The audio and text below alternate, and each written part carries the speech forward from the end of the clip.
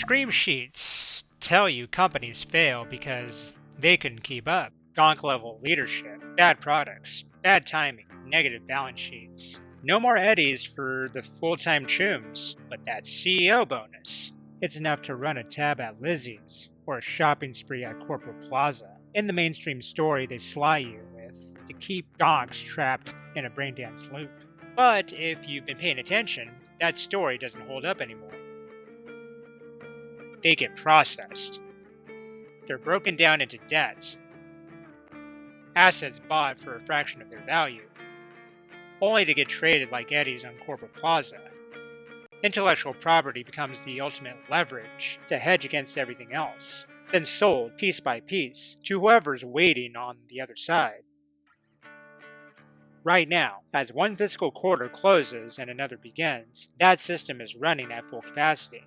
It's a modern-day Night City, without its loaded chrome, but a mega-corpo hive mind. Some of these companies didn't fail when they broke. They failed when the debt came due.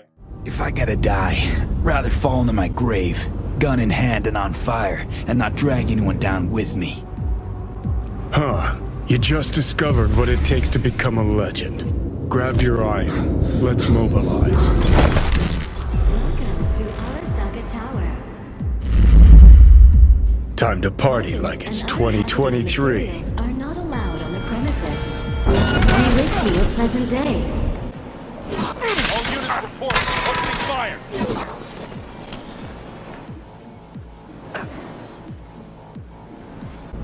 Closing the gap. Careful. This is their house. Got a game plan all polished and rehearsed.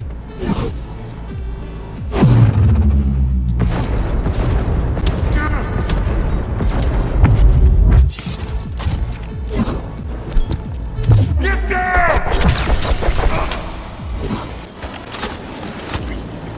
Act 1. The collapse is triggered.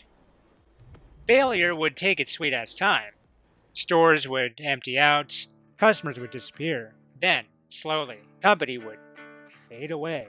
That's not how it works anymore. Now, collapse is instant. A missed payment, a pulled credit line, a lender stepping back. Then there's the debt clock. Loans taken out years ago, when money was cheap, now coming due. Refinancing isn't guaranteed anymore. Interest hits harder. Terms get tighter. When that window closes, the system won't hesitate. And just like that, the system shuts off. A luxury giant backed by billions in brand equity couldn't survive a single break in liquidity. Saks Global secures $300 million bankruptcy funding. Not to rebuild, but to restructure control. Over 1,200 job cuts almost immediately after filing. That's not decline. It's a switch being flipped. Elsewhere, companies don't even make it to restructuring. A retailer collapses after its funding disappears overnight. Tens of millions in debt, exposed the moment the capital pipeline shuts down. No long goodbye, just termination. Companies don't die slowly anymore. They get switched off. Practically a financial DOS attack that the Voodoo Boys would be in shock and awe by its coldness.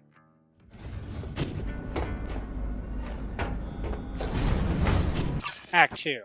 Breakdown. Business versus brand. Once the system shuts down, the separation begins. The business and the brand are no longer the same thing. The stores, liabilities. The workers, costs. The infrastructure, deadweight. So it gets stripped of its software, hardware, and future updated Chrome. Nearly hundreds of stores are set to close across North America for a legacy outdoor retailer. Thousands of employees will have to relocate elsewhere for stable eddies. The brand, however, survives the freshly made corporal chrome and cyberware. The brand is no longer a company, it's an asset, Choom. A name, a logo, a memory people are still waiting to pay for.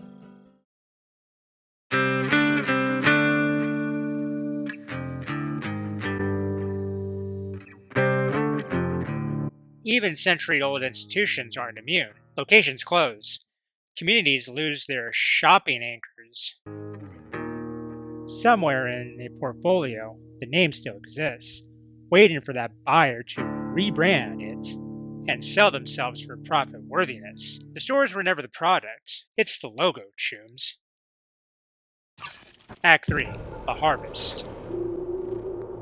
After the breakdown comes the harvest. This is where the system extracts what exactly matters. Not the employees, buildings, or communities. It's the intellectual property. The trademarks, brand identity, the customer data. It gets put on a fire sale. How Nova is that? By the time the assets hit the market, then those debts have already matured. The clock ran out. Anything left becomes collateral bits of shard for the next output to slot in bankruptcy courts, in private negotiations, in quiet transfers most people never see. Maybe you'll know of it on CNN, Fox News, NBC, or any legacy scream sheet media. Retail analysts have already mapped out the next wave. These companies are not being saved. Instead, it's a reposition for megacorpo acquisition. A global fashion brand collapses its physical footprint, and the next move isn't rebuilding. It's selling the name. They don't rebuild companies anymore, Choom. They acquire what's left. Act 4. The Consolidation.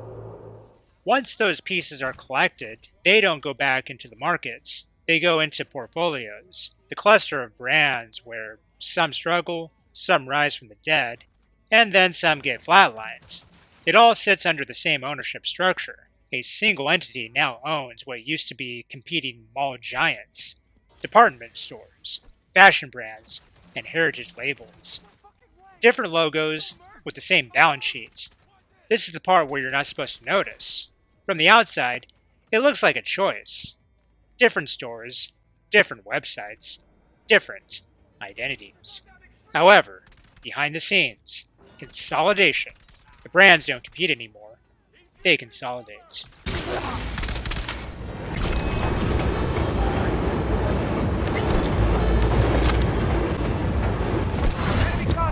I'm engaging!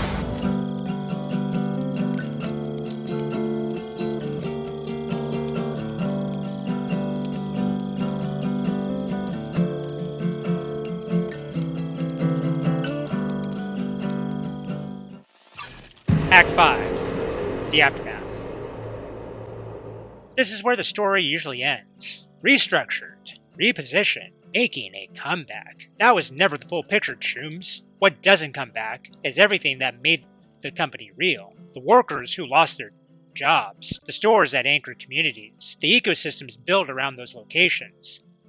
Liquidation sales sweep through what's left. 50%, 70%, or 90% off. Everything must go! Entire inventories into cash cow eddies as the final step. No revival, no second act, just extraction. The brand might return later, the people don't return the same way. Act 6. The Reanimation. The system brings the brand back. Not as it was, but as something else. A website, a licensing deal, a digital storefront with no physical footprint. Low overhead, high margin, optimize. You've seen it before. Brands that disappeared, suddenly back online. Familiar names, selling unfamiliar products. It feels like a comeback, but it's not. It's a reanimation. You're not buying the same company. You're buying the nostalgic memory of it. That memory isn't yours anymore, Choom. A real-world relic construct straight out of Arasaka. Where's Johnny when you need him? See ya on the other side.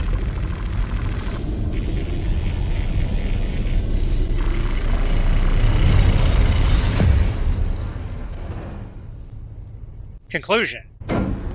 The system revealed. This isn't a cycle of failure, it's a system of conversion. Companies go in, assets come out, brands get reassigned. Every year, fewer entities control more of what remains. Companies get dismantled, but it's never overnight. There's a timeline that puts you in suspense like a brain-dance loop. Cyberpunk 2077 wasn't about the distant future. Let us go then, you and I. It was about recognizing the system once it was already in place. Not in neon skylines, not in chrome bodies. It's in the filings, in debt structures, in quiet asset sales happening just beneath the surface. So, the next time you see a headline, another bankruptcy, another closure, and another revival, take a closer look, Choom. Somewhere between collapse and comeback, that company wasn't saved. It was processed. Whatever came back will never belong to the street kids and the nomads who helped build it. Those corporate suits stay high, just like Night City, a city of dreams. Until next time, Chooms. Same handsome fixer, same nerdy Choom delivering you the Cyberpunk Truth. Like, subscribe, and share. Click the bell icon for the deets on future videos. Guess I meant, I don't know, a happier ending for everyone involved. Here, for folks like us, wrong city, wrong people.